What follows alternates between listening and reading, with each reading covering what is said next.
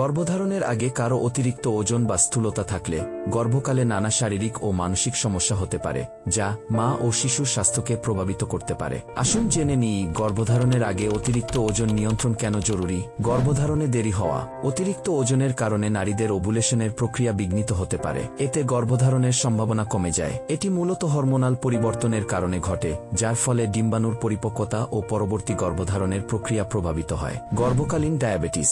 স্থূলতা গর্ভকালে ডায়াবেটিসের ঝুঁকি বাড়াতে পারে। এতে শিশুর জন্মকালে অতিরিক্ত ওজন, জন্মগত ত্রুটি বা অস্ত্রোপচারের মাধ্যমে জন্ম দিতে হতে পারে।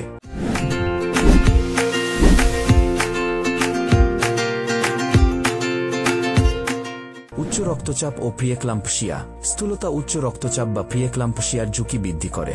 এটি মা ও শিশুর জন্য অত্যন্ত ঝুঁকিপূর্ণ হতে পারে, প্রসবকালে সমস্যা সৃষ্টি করতে পারে। গর্ভপাতের ঝুঁকি। অতিরিক্ত ওজনের কারণে গর্ভপাতের ঝুঁকি বাড়ে। এটি বিশেষ করে প্রথম 3 মাসে বেশি দেখা যেতে পারে। শিশুর বিকাশগত সমস্যা। অতিরিক্ত ওজনের কারণে শিশুর বিকাশের জন্য প্রয়োজনীয় পুষ্টি সঠিকভাবে নাও পাওয়া যেতে পারে।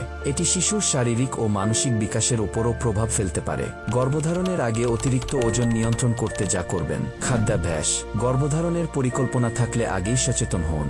স্বাস্থ্যকর খাদ্যাভ্যাস গড়ে তোলা জরুরি। বেশি করে শাকসবজি, ফল, পূর্ণশস্য, স্বাস্থ্যকর প্রোটিন ও চর্বি সমৃদ্ধ খাবার খেতে হবে। চিনি ও প্রক্রিয়াজাত খাবার কমাতে হবে। শারীরিক ব্যায়াম।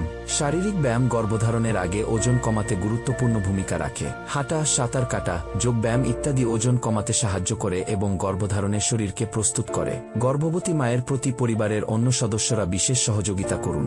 গর্ভধারণের আগেই অতিরিক্ত ওজন ঝেড়ে ফেলুন। বিএমআই, ওয়েস্ট হিপ রেশিও স্বাভাবিক মাত্রার মধ্যে আনুন। চিকিৎসকের পরামর্শ। গর্ভধারণের আগে বা গর্ভধারণের পরিকল্পনার সময় একজন গাইনোকোলজিস্ট বা প্রজনন বিশেষজ্ঞের পরামর্শ নেওয়া জরুরি। তারা মায়ের শারীরিক অবস্থা মূল্যায়ন করেন এবং গর্ভধারণের জন্য নিরাপদ পদ্ধতি সম্পর্কে পরামর্শ দিতে পারেন।